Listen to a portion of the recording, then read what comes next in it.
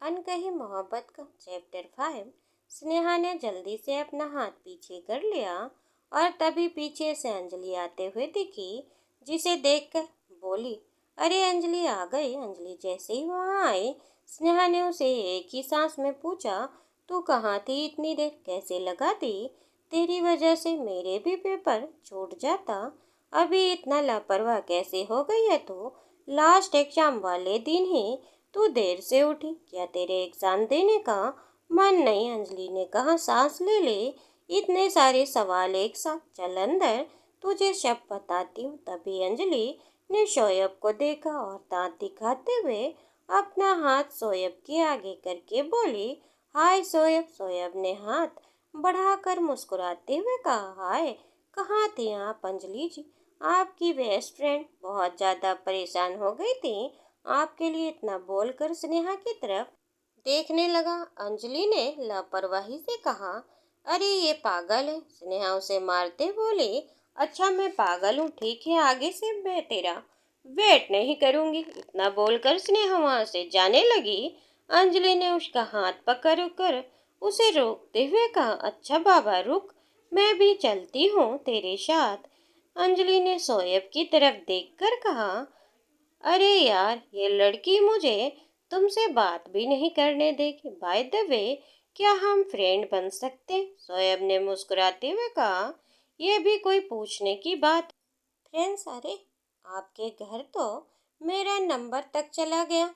आपकी फ्रेंड की मेहरबानी से स्नेहा जी ने हमें पहले ही फ्रेंड्स बना दिया है। इतना बोलकर शोएब हंसने लगा और तीनों वहां से क्लासरूम की तरफ चली गई। अंजलि दांत दिखाते हुए शोएब को बाय बोले और बार बार पीछे मुड़कर उसे देखने लगी। स्नेहा उसे चिल्लाते हुए बोली, तू सीधा क्यों नहीं चल सकती? बार बार पीछे मुड़ना जरूरी है क्या? अंजलि उसे आंख मारते हुए कहा, क्यों, तुझे जलन हो रही है क्या? स्नेहा फिर से अंजलि के पीठ पर एक बार हाथ मारते हुए कहा, तू ज्यादा मत बोला कर, समझी, आजकल बहुत बोलने लगी है। चुपचाप क्लास में चल। स्नेहा अंजलि को खींचकर क्लास की तरफ ले गई। शोएब भी मुस्कुराते हुए बाइक घुमा लिया और कॉलेज के दूसरी तरफ चला गया। उसने अपने मन में सोचते हुए कहा, क्या अजीब लड़कियां देखने को मिलती हैं, सब एक से बढ़कर एक।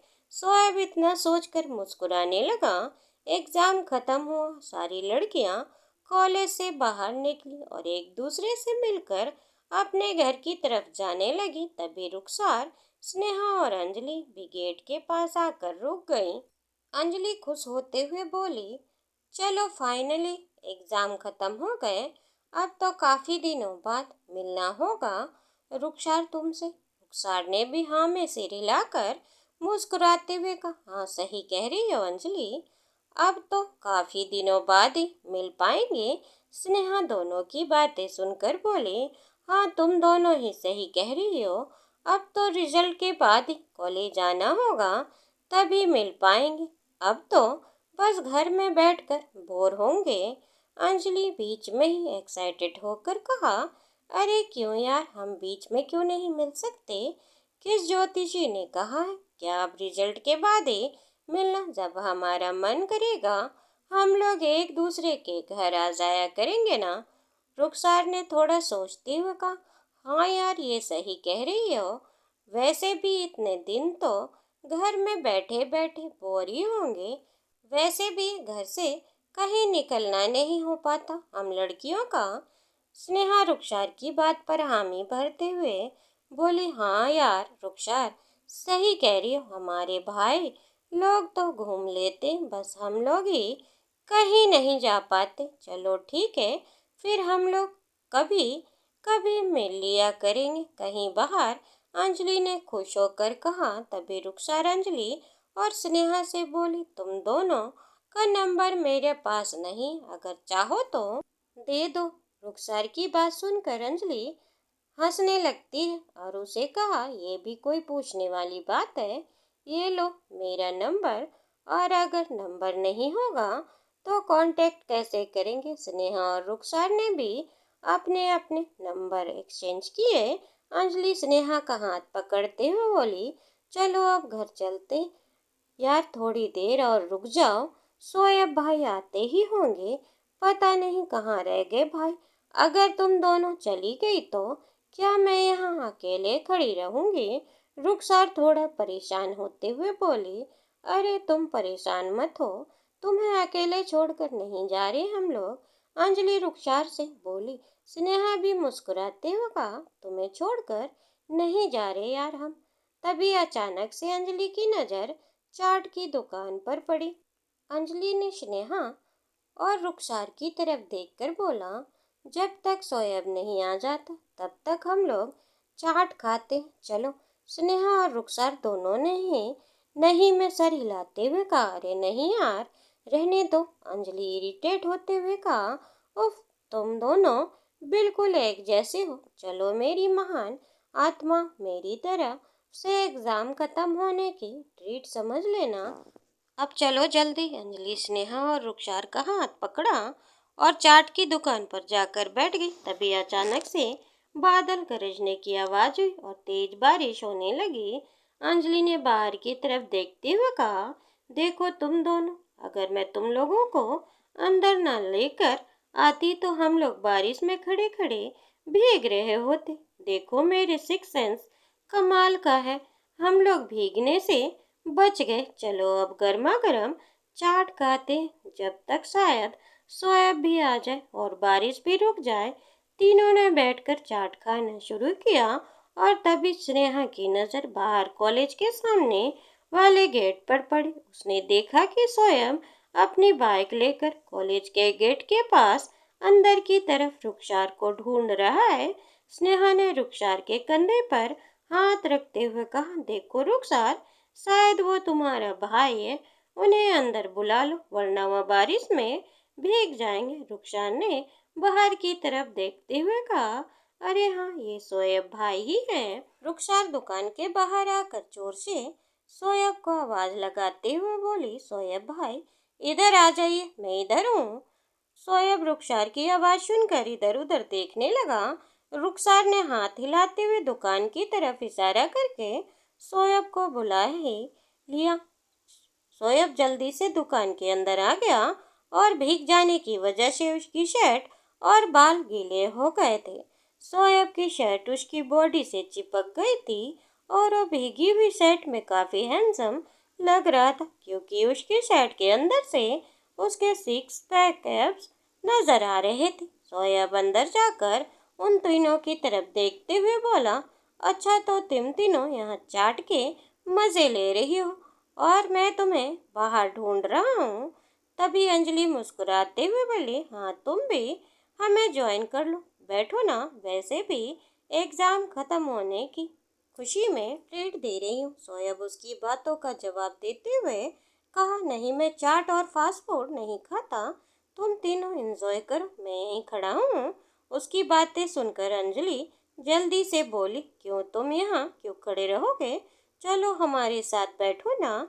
इतना बोलकर उसने शोएब को अपने टेबल के दूसरी कुर्सी पर बैठा लेती। शोएब अपने हाथों से अपने सर को पोंछने की नाकाम कोशिश कर रहा था और इसी तरह से अपने सिर को पोंछता देखकर अंजलि ने उसे छेड़ते हुए कहा, अरे तुम हाथों से बाल सुखाने की कोशिश कर रहे हो, क्या तुम्हारे हाथ में हेयर ड्रायर और रूमाल नहीं, क्या तुम्हारे पास? शोएब ने अंजलि की तरफ देखकर ना में अपना सिर हिलाते हुए कहा, नहीं मिस अंजलि, इस टाइम तो नहीं। उसकी बातें सुनकर स्नेहा ने अपने बैग से अपना हैंकी निकालकर शोएब के आगे रख दिया। शोएब ने जैसे ही स्नेहा के हाथ में रूमाल को देखा, बड़े ही प्यार से उसकी तरफ देखने लगा। तभी अंजलि स्नेहा को छेड़ते हुए कहा, स्नेहा तू अपना फेवरेट रूमाल शोएब को दे रही हो, अरे वाह।